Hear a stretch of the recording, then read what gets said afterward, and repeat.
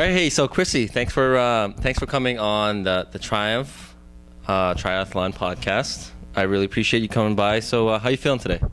Feeling pretty good. Just did a 5.5 mile run. Feeling good. Yeah. Yeah.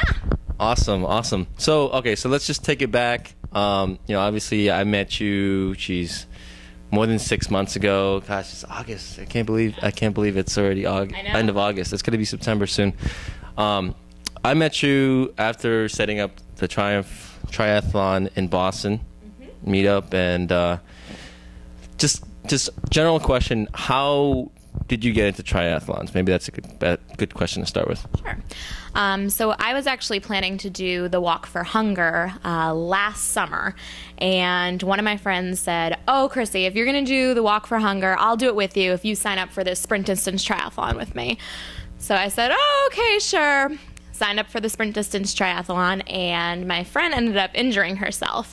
And so then I was signed up for the triathlon by myself. But it ended up being really great. It was really, really fun. It was interesting to train for it by myself, though. And I did the women's Title IX in Hopkinton. So it was a great race, I think, especially for women beginner triathletes. It's a sprint distance, and it was really good. The course was great. Awesome. So just so people who are not privileged to be in Boston, the Walk for Hunger is actually a big event. Obviously, it's for to benefit hunger, and for those who who aren't fortunate enough to have food in their mouths. It's a 20-mile walk. Yes.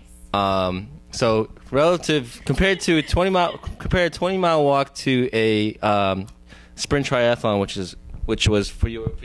For mine, it was a 1/4 mile swim, a 10-mile bike, and then a 3.1 mile run. Okay. So you think that was a fair trade? It was a pretty. They're two different things. I mean, the Walk for Hunger, it's 20 miles, but it's leisurely. You stop and have lunch. You kind of take your time. Sprint triathlon's kind of a different game. It's a little more fast-paced, but okay. Yeah. Okay, so we started this group, Triumph Triathlon. A lot of for people who wanted to get into triathlons and just because for a lot of people. It's not a popular sport, first of all, and for the people who know about the sport, it seems to be unattainable or something that's just like way too hard, right? So like, how did you ever think that you'd be that you would actually call yourself a triathlete? No, that was one of my favorite things to post on Facebook after I did it was, I am officially a triathlete. So yeah, it was something that, growing up, sometimes you'd see Kona on TV and, oh my gosh, like how can they do that? That's insane. And obviously my sprint distance is not exactly comparable to Kona, but for me, just completing the sprint distance was amazing. And I was really nervous beforehand, though. Like the night before, I really thought I was going to be out there for like 4 hours. I was really afraid. The race time was, I think it was an 8 a.m. start, and race activities closed at 12. And I remember asking my roommate, like, what if I'm still out there? What if I'm out there running and everybody's packed up and gone home? But obviously it went much better than that, so that was good. Awesome. So it's like I said, triathlon's not a popular sport. So what is the first reaction that you get when you say that you're a triathlete and you're into triathlon? Well, what's the comment that someone made? Yeah. So I was talking to somebody and they said, "Wow, how did you develop such a passion for physical fitness?" And I never thought I'd hear that comment coming from somebody towards me because, growing up, I went to the gym, I'd do my 45 minutes on the elliptical, and then I'd go home and call it a day. And I never kind of imagined myself being like, yeah, I'm training for triathlons, I'm training for marathons, but that first triathlon is what really got me into this endurance thing, and once you cross that finish line, it's an adrenaline rush, and you really kind of get the itch to keep going and sign up for more. So awesome. So you are in the midst of training for your first marathon, and you're obviously doing well, and you've been telling me about your training. How has being like an endurance athlete maybe like enhance your life or change your life or what are your comments on that? Well, it definitely gives you something to talk to people about. Yeah, it's really fun to go out to places and say, yeah, I'm training for a marathon. And, people don't expect, that's right. People don't expect to hear that from you. So, it's definitely, I'm a lot fitter than I was 2 years ago. So it's definitely helped me in that regard.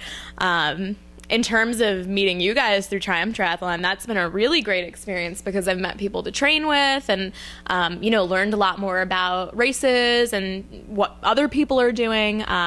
So in terms of branching out my social network as well, it's been great. Awesome. And how would you describe the triathlon community or triathletes in general? Everybody's really supportive. That was actually one of the things that I noticed about my first race, was that I remember I was coming back from the biking portion, and where you came back from the biking portion, the runners were coming out. And I remember seeing people run and clapping and going, come on, yellow shirt, you're almost there, just a little bit longer. And just that supportive nature and having people that are actually racing with you cheer for you at the same time was really great. And I think that's been true with everybody that I've met through the group as well, is that everybody's really supportive of everyone else and really tries to support each other. So.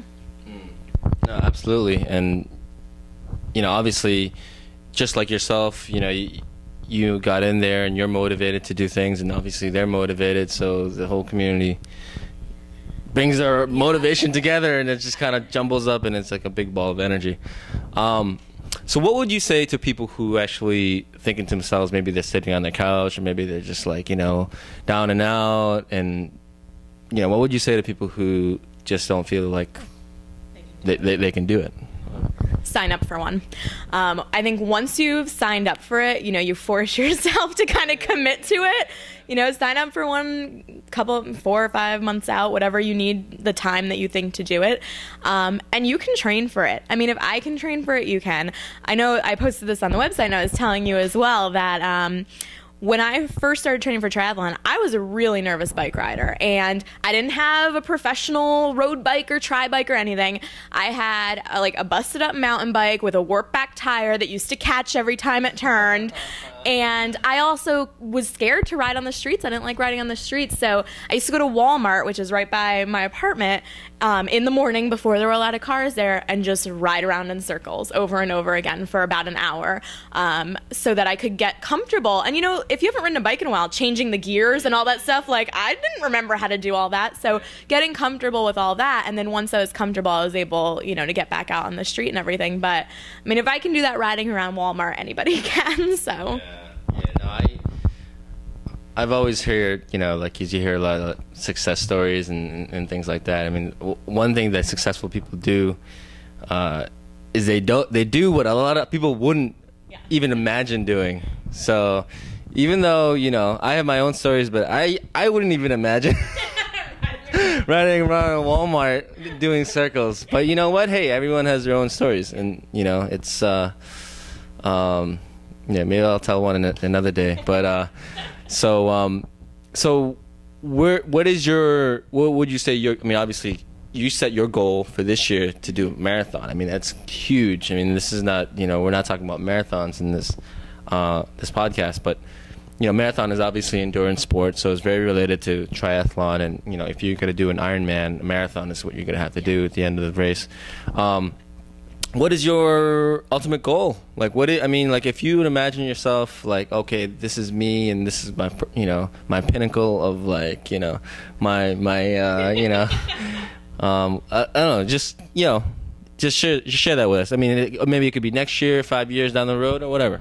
Yeah, ultimate goal, I don't know. When I first started this, I thought the sprint was my ultimate goal. I thought that was going to be it. But, obviously now I've kind of set my sights on some longer distances. My goal for next summer, I can tell you, is an Olympic distance. I've never done an Olympic distance try. So I'm definitely going to do another sprint, try to improve my time, and then I'm going to do an Olympic distance next summer. But hearing people talk about Ironman and seeing people sign up for it, I don't know. I think maybe eventually down the road I would love to get there. So. Yeah. That would be wonderful. Excellent. Yeah, no, it's certainly something that would be a huge accomplishment in anyone's life. Yeah. That is amazing. So, Really quick, what is the best advice that you can give someone? I mean, I know you already said sign up for a race, but what is the best advice you can give to someone who is just wondering whether or not to do this, or whether they can do this? Best advice, I mean, you can do it. It's not a question of whether you're physically able, because I can tell you right now that you can train your body to do amazing things, and you will be able to do it if you put your mind to it. If you sign up for a race and commit to doing it, you just get out there a little bit at a time. When I first started training for the sprint, I could run maybe a third of a mile. I went running with my coworker. I think I got a third of the mile down the road yelling, "I think I'm going to throw up. We need to stop. We need to stop." And now I did a almost 17-mile run a couple weeks ago, and this has only been over the course of a year. It hasn't been like 7 years that I've been doing all this. This has been over the course of a year. So if you pick a race a couple of months out and just commit to doing it, and look on the website, look for support through Triumph and through other people that are local to your area, because they can help you as well, and just provide that support that you might need if you don't feel comfortable maybe understanding how to set up a training plan for yourself. But I mean, the best advice that I can give is just get out there and do a little bit at a time. And each time you go out to train, just do a little bit more, and you'll get there. You'll get there. Awesome. The way I would sum that up is take baby steps, one at a time. You gotta walk before you can run, right? That's usually what people say. So, awesome! Thank you so much, Chrissy. I think that's great. That's great, and hopefully, you guys are motivated to get up and get going and Triumph Triathlon.